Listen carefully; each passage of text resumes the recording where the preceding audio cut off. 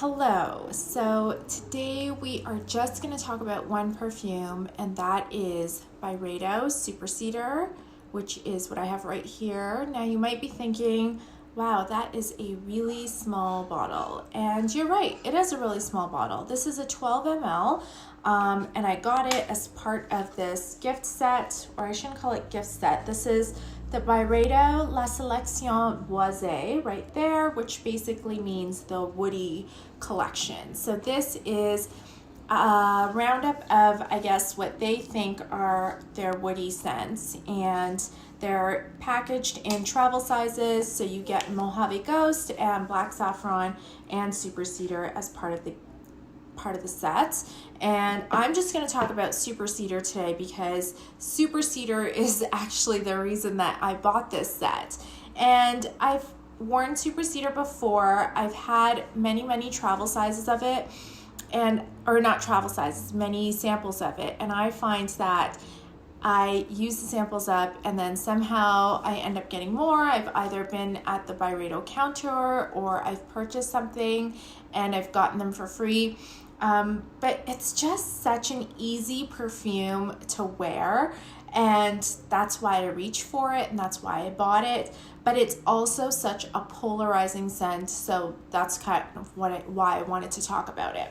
So Super Cedar, the name kind of says it all. Cedar means that, it has kind of a woody dry down that has cedar in its base, but the super part comes from the note that it has, a molecule that it has called IsoE, which is a super. It's kind of an amped up special molecule that they use in perfumery that makes woody scents more woody. And if you ever smell something that has or is said to have a cedar dry down, then you're probably smelling that IsoE molecule.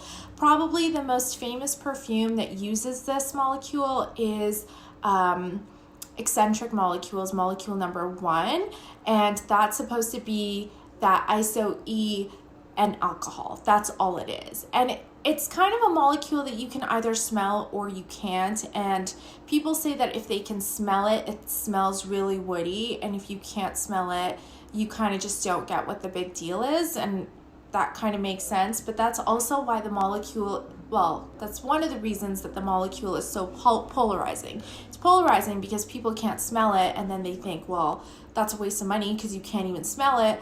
But it's also polarizing because that molecule on its own doesn't cost a lot of money. So if you're taking that and then you're diluting it in a alcohol, then you've basically made the cheapest perfume ever because you haven't had to blend anything, you haven't had to mix anything. You're really just blending two raw materials, putting it in a nice bottle, and then selling it to people for hundreds of dollars. And so in the perfume world, that's actually kind of polarizing also, right? Perfumers, or people that know a lot about perfume formulation or materials or ingredients, feel like the customer is being robbed and that it's only for people that don't know any better.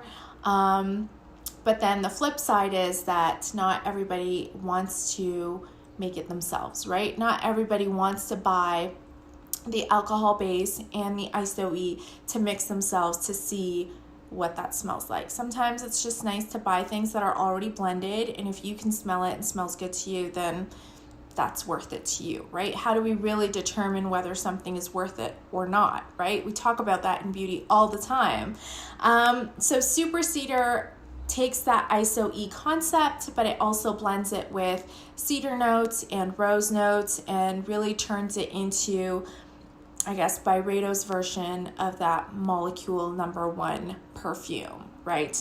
And whether that's something that's for you or not, I don't know. For me, I like how it smells, and I find that I reach for it all the time.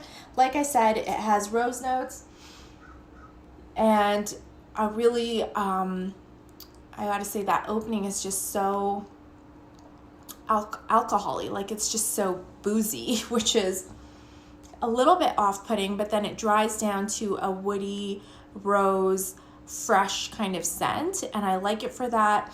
This is a great one if you're mixing with other scents. People say that they mix it with scents that are already supposed to be woody. to make them more intense. People also mix it with scents that they find don't last very long, because that IsoE also makes things stick to your skin.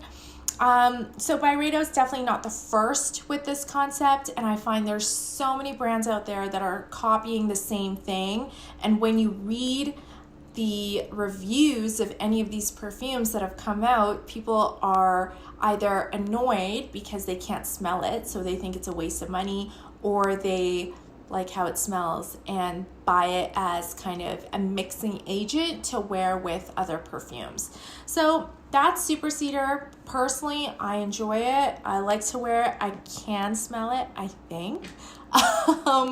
But I just feel like it's so easy to reach for. So I kind of wanted it in my collection because of that. But I wasn't sure if I would ever go through a 50 ml bottle or a 100 ml bottle. So I decided to buy it in the smaller version, and then if I ended up finishing it, then I could invest in a larger size. And I kind of like this set for that reason, because you can get the spray of other perfumes and see whether you really like them or not. Mojave Ghost is another perfume that I have.